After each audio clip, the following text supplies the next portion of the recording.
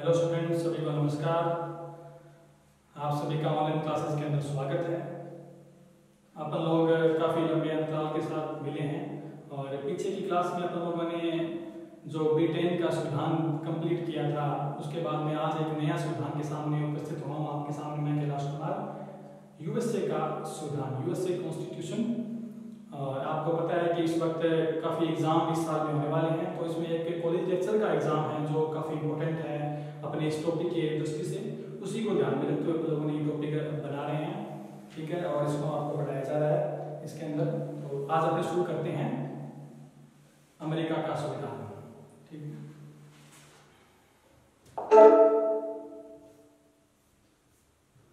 America का संविधान अपने पढ़ेंगे, उसके अंदर सबसे पहले अपन लोग क्या करेंगे, उसकी जो है अपने ऐतिहासिक पृष्ठभूमि के अंदर जानेंगे भी। अमेरिका का संविधान आपको पता है ब्रिटिश एम्पायर का एक उपनिवेश था। इस उपनिवेश होने के कारण ये इसने धीरे धीरे वहां से सफलता प्राप्त की, जो स्वतंत्रता उन्होंने प्राप्त की वो अपने उसके स्वतंत्रता प्राप्त करने के पश्चात जो उसके बाद में जो इन्होंने जो संविधान बनाए, किस तरह से संविधान को बनाए, ठीक है, इसके बारे में हम थोड़ी इसकी चर्चा करेंगे। तो सबसे पहले आपको इस बात का पता है, बहुत इंपॉर्टेंट डेट है ये, 4 जुलाई 1776 को, काफी इंपॉर्टेंट डेट है ये, 4 जुलाई 1776 को, ठीक है। इसमें क्या हुआ, अमेरिका स्वतंत्र हुआ था और यह जो घोषणा किसने लिखी थी, जेफरसन ने। मोस्ट इंपॉर्टेंट क्वेश्चन आपके लिए, जेफरसन ने ये घोषणा लिखी थी, ठीक है। उसके बाद में आजाद होने के जस्ट के बाद में, आजाद होने के बाद में 1776 से 1781 का ये जो काल था ना, इसके अंदर क्या उन्होंने इस संविधान के कुछ प्रयास किए गए थे। इसमें क्या क्या प्रयास किए गए थे इसके अंदर अपन देखते हैं। तो उस वक्त अमेरिका में एक महाद्वीपीय कांग्रेस एक गठित की गई। कांग्रेस आज अमेरिका की संसद का नाम है कांग्रेस। उस वक्त भी था अमेरिका महाद्वीपीय कांग्रेस से एक समिति बनाई गई। इस समिति में क्या सिस्टम था, इस समिति में ये सिस्टम था कि इस काल के दौरान है जो आपको पता है इसके 13 कॉलोनियां थी अमेरिका के अंदर। अमेरिका में कितनी कॉलोनियां थी, 13 बस्तियां, 13 बस्तियां थी उस वक्त। इन 13 जो उपनिवेश थे ये उस वक्त, तो आज वर्तमान में कितने हैं, आज वर्तमान में 50 राज्य पे काम करते हैं। तो इन 13 में से जो 13 व्यक्ति चुनकर आए, प्रतिनिधि से कह सकते हो इस समिति के अंदर, इन समिति में जो प्रतिनिधि चुनकर आए थे ना, उस प्रतिनिधियों ने क्या किया, 1781 के अंदर, 1781 में एक संविधान का मसौदा तैयार किया, 1781 के अंदर, ठीक है। इस मसौदे के अंदर उन्होंने इसमें क्या क्या प्रावधान किए, एक संविधान जो बनाया, इसमें ये सिस्टम जो संविधान बनाया उसका नाम क्या रखा है इन्होंने, इस संविधान का नाम रखा अल्पकालीन या युद्धकालीन संविधान। इस संविधान का नाम रखा अल्पकालीन या युद्धकालीन संविधान का नाम इसमें रखा था। इसमें क्या क्या प्रावधान किए गए, इसमें एक सबसे बड़ा प्रावधान ये था जो अपने एग्जाम से बहुत बढ़िया क्वेश्चन है कि इसमें जो कांग्रेस है वो क्या थी, एक सदनात्मक थी, सदनात्मक। जो आज जो कांग्रेस है द्विसदनात्मक से सीनेट है, प्रतिनिधि सभा है ना, वैसे ही वहां पे उस वक्त ये एक सदनीय सिस्टम ही था, ठीक है। उसके बाद दूसरा इन्होंने क्या था कि जो 13 जो उपनिवेश था, जो 13 प्रतिनिधि से बोल सकते हैं, इनकी क्या योजना थी, इनकी योजना ये थी कि हम एक ऐसा संविधान बनाए जिसमें क्या हो कि कोई ऐसी जो स्वतंत्रता हमने प्राप्त की है, जो हमने अर्जित की है, वो एक लंबे समय तक चले। ऐसा नहीं है कोई ऐसी कोई संघ बन जाए या कोई सरकार ऐसी बन जाए जिसमें अमेरिकी नागरिकों की स्वतंत्रता का हनन हो या उसमें थोड़ा कमी कर दे या खत्म कर दे, ऐसा कुछ नहीं। कहने का मतलब ये समझ लो आप कि इस संविधान का जो अल्पकालीन संविधान, युद्धकालीन संविधान, इसका ये उद्देश्य था कि ढीला ढाला ढांचा तैयार किया जाए। लेकिन हुआ क्या, इसके परिणाम क्या हुए, इसके परिणाम ये हुए, क्योंकि आपको पता है उपनिवेश उस वक्त किससे युद्धरत थे, ब्रिटिश एम्पायर से युद्धरत थे। लेकिन युद्ध होने के बाद में ये आपस में क्या हो गए, उलझ गए। उलझने के बाद में इन्होंने 13 ने इस संविधान के जो मसौदा था, जो बनाया था, केंद्रीय संविधान या संघीय संविधान से कहते हैं अपने, उसको मानने से इनकार कर दिया, उसको ऐसे मान के उसको दरकिनार कर दिया। ये इस 1781 के आसपास की जो घटनाएं, जो आपको मैंने इसकी इतिहास बताया, ये इसमें क्वेश्चन, बढ़िया क्वेश्चन देखो आप इसमें। ब्रिटिश संसद पहले, सॉरी ये अमेरिकी जो कांग्रेस है, ये पहले क्या थी, एक सदनात्मक थी, इस बात का विषय जानना।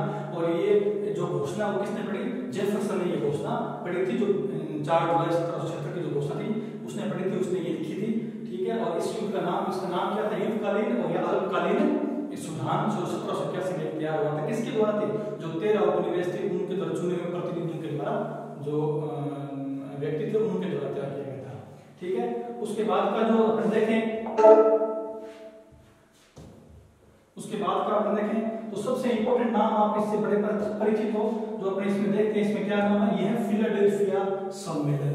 बहुत इंपॉर्टेंट सम्मेलन है, मोस्टली क्वेश्चन यहाँ से निकल जाता है कई बार। ठीक है, तो फिलाडेल्फिया सम्मेलन है, इसके बारे में पढ़ेंगे। इसमें एक मैंने नाम दिया वर्जीनिया योजना, यहाँ पे एक नाम पढ़िए आप, दिखाई दे रहा होगा वर्जीनिया योजना। मैं आपको बता दूं जिस तरह से भारत का संविधान था वो बनाने के लिए एक कैबिनेट मिशन की योजना आई थी, उसी तरह से इस फिलाडेल्फिया सम्मेलन के लिए अपने अमेरिका के संविधान कह सकते हैं ये वर्जीनिया योजना उसी के अनुसार इसमें काम हुआ था, उसी के अनुसार एक इसमें फिलाडेल्फिया सम्मेलन आया था। थोड़ा इंपॉर्टेंट चीजें थोड़ा ध्यान रखना इस बात के लिए। ठीक है, अब अपने देखें सबसे पहले तो ये दो नाम आपके सामने, एक जेफरसन और एक हैमिल्टन। देखो तो ये दो नाम है आपके सामने, बिल्कुल दो नाम है, लेकिन मेरा मानना है कि दो विचारधारा है। क्या विचारधारा ये देखो, इन्होंने इनकी क्या सोच थी, इनकी ये सोच थी कि नया संविधान बनाएंगे, उसमें हम जो नया संविधान बनाएंगे उसमें हम किसी भी प्रकार की स्वतंत्रता की बाधा उत्पन्न नहीं करेंगे। कहने का मतलब इन्हें व्यक्तिगत समानता का पर बल दे दिया, व्यक्तिगत समानता में मतलब कहते हैं कोई भी सरकार या कोई भी ऐसा संघ नहीं बनेगा जो व्यक्तिगत स्वतंत्रता को खत्म करेगा। ये जेफरसन की सोच थी। ये एंटी फेडरलिस्ट थे। फेडरलिस्ट का मतलब संघ, उनके मजबूत ढांचा, तो इनमें जो मजबूत ढांचा है वो उनके खिलाफ थे। ठीक है, इन्होंने कहा कि एंटी फेडरलिस्ट है कि ऐसा कोई योजना नहीं बनेगी जो व्यक्तिगत स्वतंत्रता का हनन करती हो। उसके बाद में हैमिल्टन ठीक इसके विपरीत, इन्होंने क्या सोची, ये कहते हैं कि सभी लोगों में कुछ लोग कुछ वर्ग के होते हैं, कुछ बुद्धिमान होते हैं, कुछ व्यापारी होते हैं, इनको क्या किया जाए, थोड़ा अलग अधिकार दिए जाए ताकि ये अपने हिसाब से काम कर सके। ये बुद्धिमान लोग होते हैं, सभी को बराबर में अधिकार दान दिया जाए, ये इनकी सोच थी। ये मजबूत संघ की स्थापना करना चाहते थे। तो एक प्रकार से ये नाम ना होकर के क्या विचारधारा है बहुत बड़ी है। ठीक है, जेफरसन और हैमिल्टन ये जब इस संविधान ये बन रहा था तब इसके इनके विचार इनके सामने ये थे। और आपको पता है 17 सितंबर 1781 ये बहुत इंपॉर्टेंट डेट है। ये वो डेट है जिसमें संविधान को स्वीकार किया गया था, अंगीकार किया गया था, लेकिन लागू नहीं हुआ था। ये ध्यान रखना, 17 सितंबर 1787 को संविधान लागू नहीं हुआ था, संविधान को स्वीकार किया गया था। ये डेट आप याद रखें। वर्जीनिया योजना में बता दिया आपको, फिलाडेल्फिया सम्मेलन को एक बड़ा प्रारूप देने के लिए आई थी। ठीक है, जैसे भारतीय संविधान में के लिए कैबिनेट मिशन आया था, इसके भी एक मुख्य उद्देश्य क्या था, इसका उद्देश्य ये था कि एक मजबूत संघ बनाना, एक मजबूत संघ बनाना। ठीक है, और 4 मार्च 1789 ये इंपॉर्टेंट डेट आप याद रखोगे, 4 मार्च 1789 को संविधान को लागू कर दिया संविधान को। बहुत इंपॉर्टेंट डेट आपके सामने आ गई है। दो डेटें आप याद रखिए, एक तो 17 सितंबर 1787 को इस दिन तो संविधान को स्वीकार किया गया था, और 4 मार्च 1789 को क्या किया, संविधान को लागू हुआ था। अमेरिका का संविधान लागू कर दिया गया था। 3 डेट आपके सामने थी, मैंने आपको बताई। एक 4 जुलाई 1776, ठीक है, एक 17 सितंबर 1787 और एक है 4 मार्च 1789। ये जो तीनों तारीख है बहुत इंपॉर्टेंट तारीख है, ये आपको इसको विशेष में ध्यान रखना है। ये सारा जो मामला था ये ऐतिहासिक पृष्ठभूमि थी अमेरिका के संविधान को बढ़ने से पहले, तभी अपने यहाँ इसको लागू कर दिया है। 4 मार्च 1789 को अपने क्या कर दिया है, इसको लागू कर दिया है। ठीक है, अब इसके संविधान की अपने जो फीचर्स क्या क्या है, क्या क्या फीचर्स इसके अंदर रहते, अपने इस पे अध्ययन इसमें करेंगे।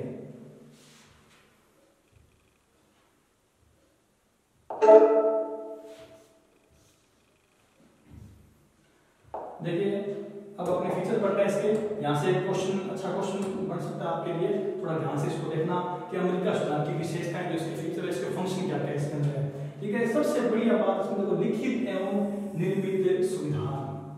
जैसे मैंने पढ़ाया था ब्रिटेन का संविधान आपने पढ़ा, वो एक अलिखित संविधान था, विश्व का एकमात्र अलिखित संविधान था वो। वैसे ही सबसे पुराना और सबसे प्राचीन लिखित संविधान अमेरिका का ही, पहला संविधान अमेरिका का ही है। ठीक है, और निर्मित का मतलब आप जानते हो इसको तरह से, जैसे भारत का संविधान सभा द्वारा बनाया गया था, वैसे इसको फिलाडेल्फिया सम्मेलन के अंदर या ऐसी सभा कह सकते हो आप, इसके अंदर इसको तैयार निर्मित किया गया संविधान है। ब्रिटेन के संविधान में पढ़ा था आप लोगों ने, वो एक समय पर अभी समय द्वारा बनाया गया संविधान था, धीरे धीरे उसको डेवलपमेंट हुआ उसका। इसको क्या निर्मित एक कमरे में, बंद कमरे में इसको बनाया गया है इसके अंदर, ठीक है। उसके बाद में अपने संक्षिप्त संविधान के बारे में इसके अंदर देखें। संक्षिप्त संविधान बहुत छोटा, बहुत छोटे, इसमें देखेंगे अपने क्या क्या संविधान इसके अंदर। देखो सबसे पहले आपने पढ़ा होगा, जैसे भारत की बात करो, भारत में कितने अनुच्छेद हैं? भारत में लगभग 395 या 400 अनुच्छेद मान लो, भारत में 395 अनुच्छेद है। स्विट्जरलैंड के अंदर बात करें, स्विस का जो संविधान है उसमें अंदर 123 अनुच्छेद है, ठीक है। कितने बड़े बड़े संविधान, सबसे बड़ा संविधान ये है भारत का।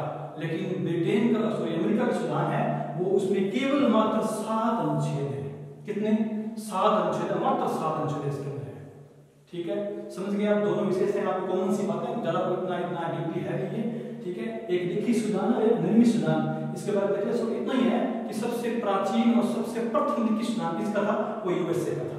उसके बाद में पढ़ते हैं संक्षिप्त संविधान, ठीक है। इसमें अपन देखेंगे कि सभी पूरे विश्व के अंदर बिल्कुल कुछ पन्नों का एक संविधान है ये, बाकी संविधानों की तुलना में देखें तो बहुत छोटा संविधान है ये। दो विशेषता आप लोगों ने इसमें देखी। उसके बाद में आगे देखो आप,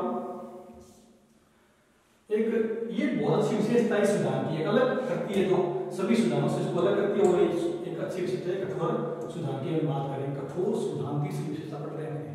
कठोर कैसे हुआ? कठोर ऐसे हुआ कि आपको मानता तो इसकी जो संविधान संशोधन की जो प्रक्रिया है, संविधान संशोधन की जो प्रक्रिया है ना, वो सबसे कठिन मानी गई है। कठिन कैसे? जैसे कि मैंने क्या कहा, पीछे आप लोग पढ़ के आए था कि इसका संक्षिप्त संविधान 7 संविधान है, तो उन 7 संविधान के अंदर देखें तो आज तक की अपनी बात करें, आज तक की बात करें 230 वर्ष हो गए, लगभग वर्ष हो गए, 230 वर्षों में मात्र 27 संशोधन ही हुए हैं इसके अंदर, मात्र 27 संशोधन इसके अंदर हुए हैं। ये बहुत ताज्जुब की बात है, बहुत एक अविश्वसनीय बात है, लेकिन सच्चाई है। 230 वर्षों का इतिहास देखो ना पीछे का, तो उसमें 27 संशोधन इसके अंदर है। इसमें भी 10 संशोधन की बात करें, वो 1791 के अंदर उसी वक्त हो गए थे। उसके 3 साल लगा के 10 संशोधन हो गए थे, तो मतलब कितने रह गए? 17 संशोधन बाद में हुए थे। इंपॉर्टेंट बात इसमें, जो उस वक्त जो संशोधन हुआ था ना, उसके अंदर जो पहला संशोधन किया था वो मौलिक अधिकारों से संबंधित था, ठीक है। मौलिक, ये छोटा आंकड़ा मौलिक अधिकार संबंधित था, वो बाद में उसको मूल संविधान में इसमें एंट्री दे दी गई थी, ठीक है। तो इसलिए कठोर आ गया है। और अब संविधान संशोधन प्रक्रिया के 2 चरण, बहुत ही इंपॉर्टेंट क्वेश्चन, सीधा डायरेक्ट क्वेश्चन यहां से आता है। 2 प्रक्रिया कैसी है? जैसे अपनी 3 प्रक्रिया ना भारतीय संविधान के अंदर, यहाँ 2 प्रक्रिया है। 2 प्रक्रिया कैसे कि कांग्रेस जब कोई भी संशोधन करना होता है इनको संविधान के अंदर, तो कांग्रेस, भारतीय संसद का नाम है, कांग्रेस के दोनों सदनों द्वारा 2/3 सदस्य प्रस्ताव रखेंगे, ठीक है, या राज्य विधानसभा में प्रार्थना करेगी। अब देखो 50 राज्य वहां पे 50 राज्य हैं, वो राज्य क्या करेंगे? या तो कोई प्रस्तावना, मतलब कोई संशोधन करना है, तो 2/3 राज्य वहां पे क्या करेंगे? प्रार्थना करेंगे, और इसके सदन, जितने भी सदस्य हैं उनके 2/3 सदस्य प्रस्ताव रखेंगे। 2/3 बहुत ज्यादा होते हैं, लेकिन लगभग अपने दोनों सदनों मिलाकर देखें तो 66% के आसपास ये बनते हैं। उसके बाद में देखो 3/, दूसरी चरण क्या है? 3/4 सदस्य विधानसभाएं द्वारा प्रतिपुष्टि की जाएगी। अब मान लो कि ऐसा कोई काम हो भी गया, मान लेते हैं एक प्रकार से कि ऐसा कोई काम हो गया, ये संविधान है विधानसभा के अंदर या संसद के अंदर रखा गया ऐसा प्रस्ताव, 2/3 सदस्यों ने रख दिया, तो रखने के बाद में ये संशोधन नहीं हुआ, उसके बाद में इसकी प्रतिपुष्टि आवश्यक है। जितनी विधानसभाएं हैं उसका 3/4, लगभग 75% इसमें क्या है? प्रतिपुष्टि की आवश्यकता होती है इसके अंदर। ये इतनी कठोर प्रक्रिया है, इसका एग्जाम्पल मैंने ऊपर दे दिया आपको कि 230 साल हो गए, वर्ष हो गए, इसके अंदर सिर्फ 27 संशोधन ही आज तक अमेरिका कर पाया है। इसे बोलते हैं कठोर संविधान। ये संविधान एक बेस्ट, इसको अलग करता है जो अन्य संविधान से, एक अच्छी इसकी विशेषता है, इसको आप ध्यान रखें, ठीक है। अगली जो विशेषता आप करेंगे, अगली जो विशेषता करेंगे अपने, ये करेंगे संघात्मक शासन प्रणाली।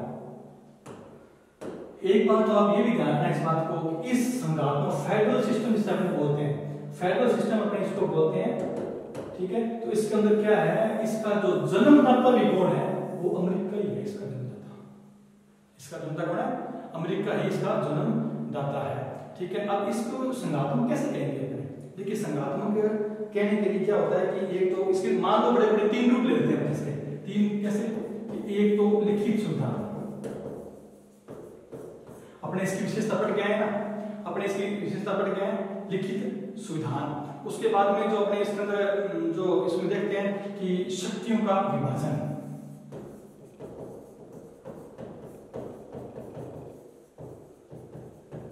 और तीसरी जो देखते हैं वो है न्यायपालिका की स्वतंत्रता। देखो सबसे बड़ा कोई ना कोई आपका ढांचा तैयार ढांचा होना चाहिए, ठीक है। उसके बाद में शक्तियों का सुधार वाला बंटवारा होना चाहिए, उसे बोलते हैं फेडरल सिस्टम।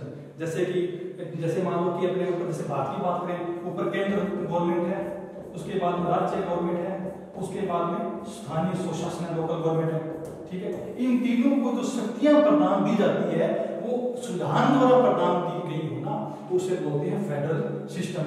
और न्यायपालिका बिल्कुल स्वतंत्र हो, ठीक है। इस जितनी विशेषता आप पढ़ोगे, संविधान सर्वोच्च है, ठीक है। न्यायपालिका स्वतंत्रता, न्यायपालिका स्वतंत्रता होगी, संविधान सर्वोच्च हो गया। या आप इसमें देखो तो कि शक्ति पृथक्करण देखो, इनकी जितनी भी विशेषता है ना ये अमेरिका संविधान की, वो सारी इसमें क्या है, संघात्मक शासन प्रणाली के अंदर आती है।